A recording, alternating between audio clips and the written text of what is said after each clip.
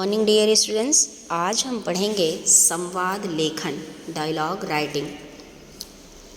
संवाद लेखन यानी संवाद होता क्या है?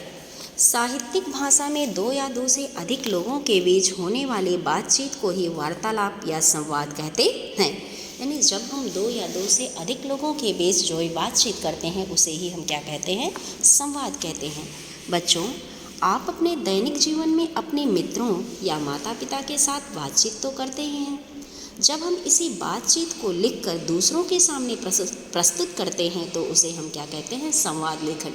यानी जब भी आप किसी विषय पर अपने परिवार में, अपने पेरेंट्स के साथ, अपने मित्रों के साथ, अपने छोटे भाई बहन के साथ जब भी आप किसी विषय पर बातचीत करते हैं और उस बातचीत को यदि आप लिखित रूप देते हैं या लिखकर उसे व्यक्त करते हैं तो उसी को हम कहते हैं संवाद लेखन। संवाद केवल लिखा ही नहीं जाता, बोला भी जाता है। नाटक, फिल्मों और कहानियों में संवादों का विशेष महत्व होता है।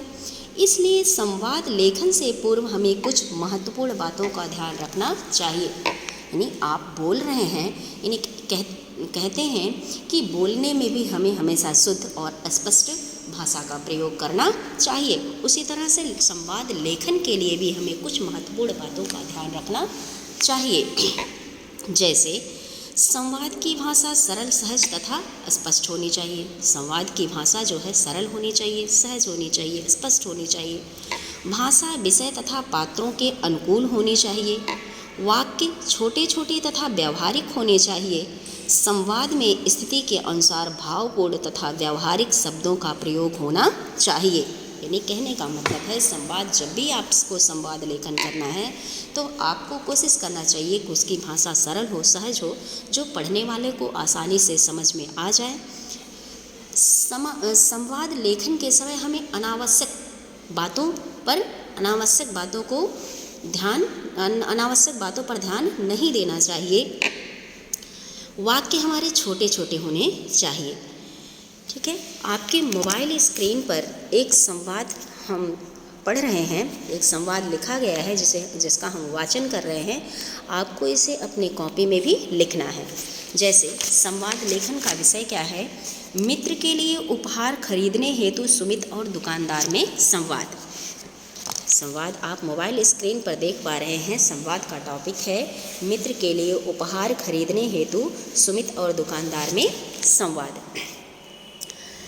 सुमित एक दुकान पर जाता है। सुमित को अपने मित्र के लिए उपहार खरीदना है, गिफ्ट खरीदना है। वह दुकान पर जाता है और दुकानदार से उसकी क्या बातचीत होती है, यह इसे लिखित रूप दिया गया है।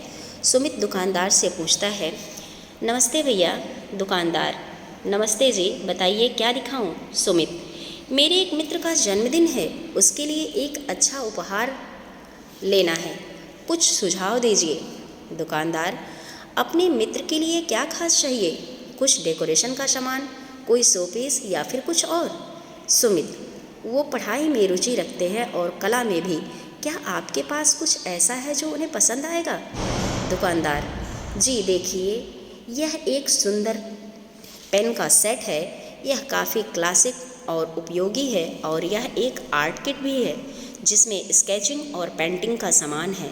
सुमित, आर्ट किट बहुत अच्छा लग रहा है, इसकी कीमत क्या है? दुकानदार, यह 800 का है।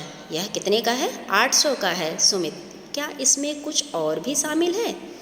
दुकानदार, हाँ, इसमें पेंट ब्रश, कलर पेंसिल और एक स्केच पैड भी है। सुमित, ठीक है, यह मुझे पैक कर दीजिए। दुकानदार, जी और कुछ चाहिए? सुमित, नहीं, बस यही, धन्यवाद।